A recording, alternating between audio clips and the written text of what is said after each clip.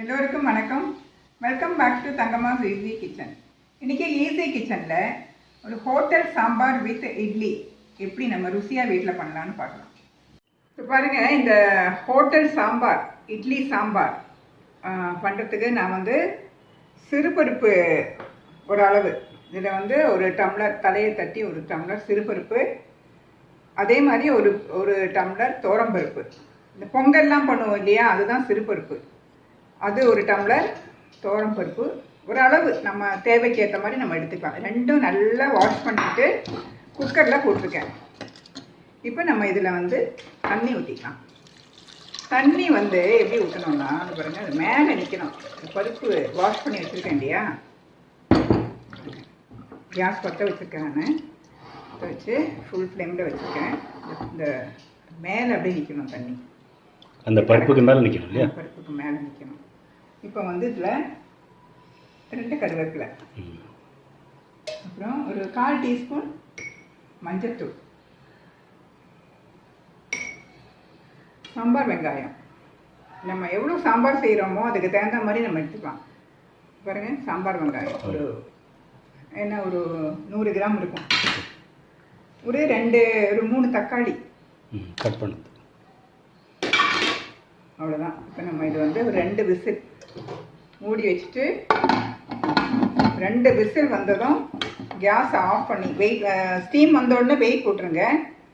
Wait போட்டு 2 whistle வந்த உடனே கேஸ் ஆஃப் பண்ணிவிடுங்க. அடுத்து என்ன பண்ணுறோன்னு நான் சொல்கிறேன். பருப்பு வெந்தாச்சு, நான் பருப்பு எடுத்துட்டேன். இப்போ அடுத்தது சாம்பார் எப்படி ப்ரிப்பேர் பண்ணுறது நம்ம பார்ப்போம். பேன் வச்சு ஒரு 2 டேபிள் ஸ்பூன் எண்ணெய் விட்டுருக்கேன், குக்கிங் ஆயில். இதில் வெங்காயம் பாருங்கள், நான் எப்படி கொஞ்சம் போட்டேன், ஸ்லோ பண்ணிக்கோங்க. பாருங்கள், இப்படி அரிஞ்சிருக்கேன், க்யூபாக அரிஞ்சிருக்கேன். ரொம்ப பொடியும் இல்லாமல் ரொம்ப பெருசாகவும் இல்லாமல் க்யூபாக இருக்குது. சரிங்களா, இப்படி தான் அரையணும். இது பெரிய வெங்காயம். இதில் பெரிய வெங்காயம் தான் போடணும். நம்ம இதை கொஞ்சம் உப்பு போட்டுக்கலாம். இது கொஞ்சம் வதக்கணும். நம்ம இதில் இந்த வெங்காயம் மட்டும்தான் போடுறீங்களா, வேறு? ஆமாம், காய்கறி எல்லாம் ஒன்றும் போடல. இல்லை ஹோட்டல்லாம் டிஃபன் சாம்பார்லாம் நல்லா குழகுழான, நல்லா ஒரு மாதிரி ஒரு செமி கிரேவியாக நல்லாயிருக்கும். அதில் காயெல்லாம் இருக்காது உங்களுக்கு. இந்த மாதிரி பெரிய வெங்காயம் இந்த மாதிரி க்யூபாக அரிஞ்சு அதுதான் ஒரு காய் இதில் இருக்கும். நான் ரொம்ப டேஸ்ட்டாக இருக்கும் இந்த சாம்பார். இப்போ அது எப்படி பண்ணுறதுல தான் நான் காட்டுறேன். இந்த இட்லிக்கு, தோசைக்கு, ஊத்தாப்பம் எல்லாத்துக்குமே நல்லாயிருக்கும். அதுக்கு நம்ம என்ன பண்ணணும்னா, இந்த வெங்காயம் பெரிய வெங்காயம் இந்த மாதிரி கட் பண்ணி இந்த மாதிரி வதக்கணும்.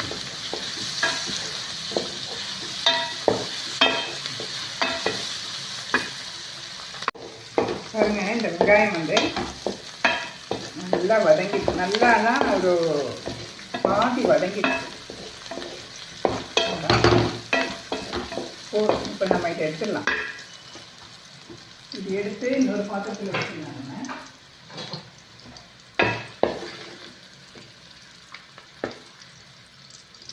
இந்த வதக்கின வெங்காயத்தை நான் தனியாக எடுத்துட்டேன்.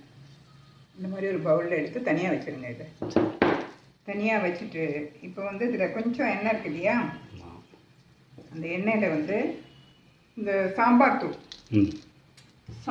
தூள் நம்ம இந்த வீட்டிலே அரைச்ச தூள். இது நல்லா ஸ்லோ பண்ணிக்கோங்க.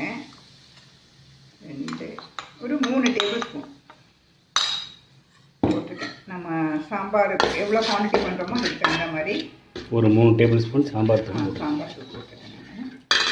அந்த எண்ணெயிலே போட்டு அப்படியே வதக்கிடுங்க. கொஞ்சம் ஒரு 1/4 டீஸ்பூன் பெருங்காயத்தூள்,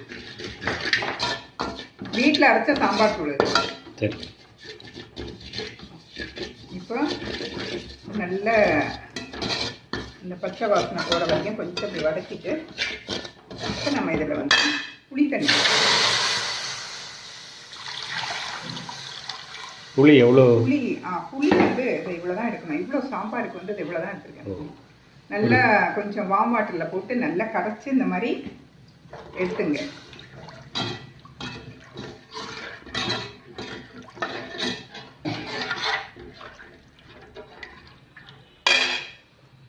இப்போ நம்ம இதில் இந்த பருப்பு தக்காளி சாம்பார் வெங்காயம்லாம் வேக வச்சோம்ல, ஆமாம்.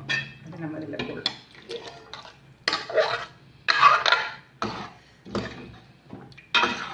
போட்டு நல்லா மிக்ஸ் பண்ணிட்டு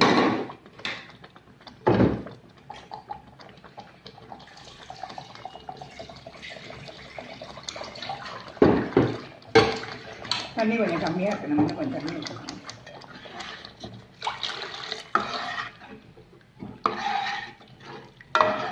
நல்லா 2 விசில்லையே நல்லா ஸ்மாஷ் ஆயிடுச்சு.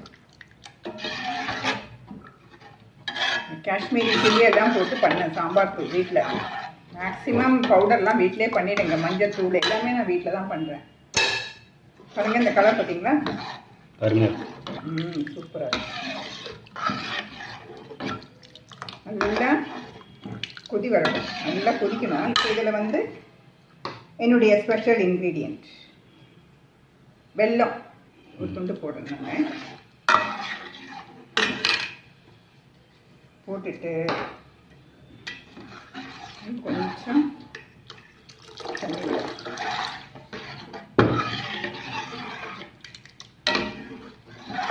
கொஞ்சம் கொதிக்கட்டும். கொதி வர வரைக்கும் நம்ம வெயிட் பண்ணுவோம். மூடி வச்சிடும்.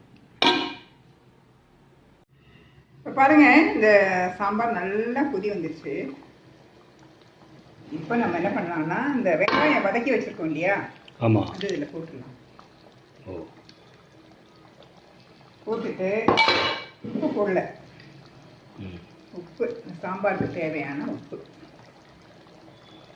உப்பையும் போட்டுட்டு நல்லா கிளறி இன்னும் வந்து ஒரு கொதி வரணும். கொஞ்சம் தண்ணி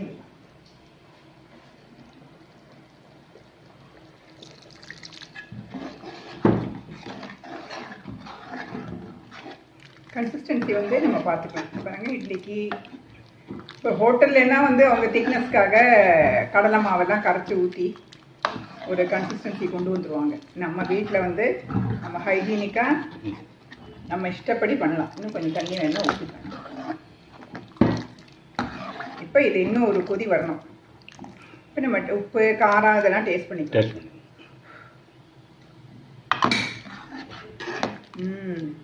சூப்பர், எல்லாமே கரெக்டாக இருக்குது. இன்னும் கொஞ்சம் உப்பு போட்டுக்கிறேன். நான் மூடி வச்சுக்கலாம். ஒரு கொதி வந்தப்பறம் நம்ம பார்ப்போம்.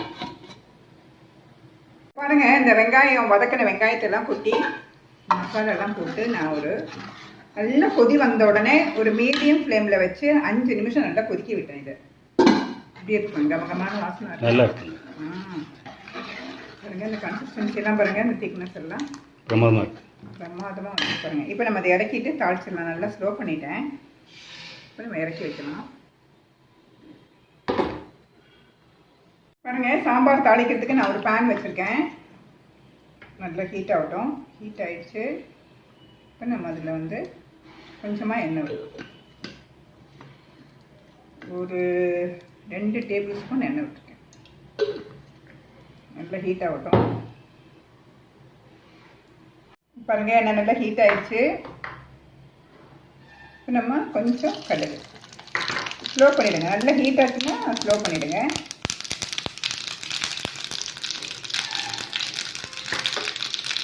கடுகு நல்லா பொரிஞ்ச அப்புறம் ஒரு 1/4 டீஸ்பூன் சீரகம், கொஞ்சம் கருவேப்பிலை, ஒரு 3 வரமிளகாய் 2ஆக கட் பண்ணி போட்டுருக்கேன்.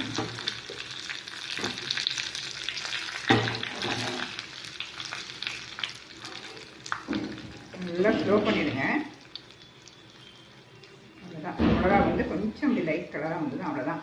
இப்போ நம்ம இது சாம்பாரில் மேலே அப்படியே விட்டுலாம்.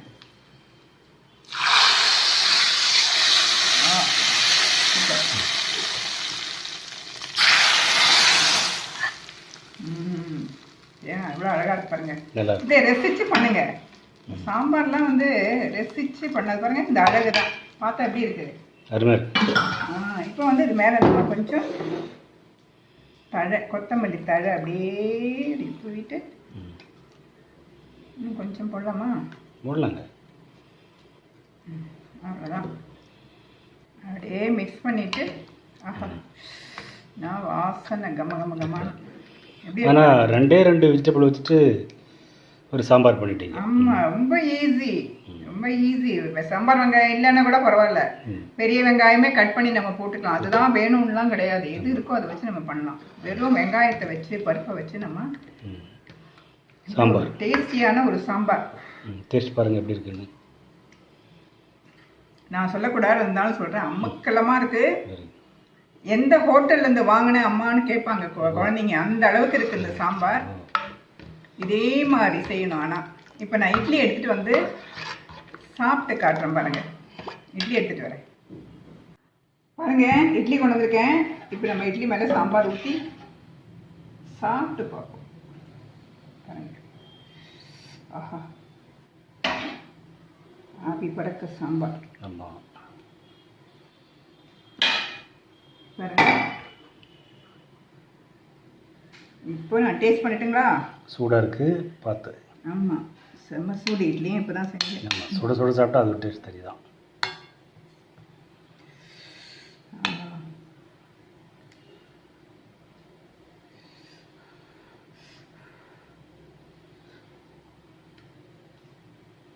எப்படி இருக்குது?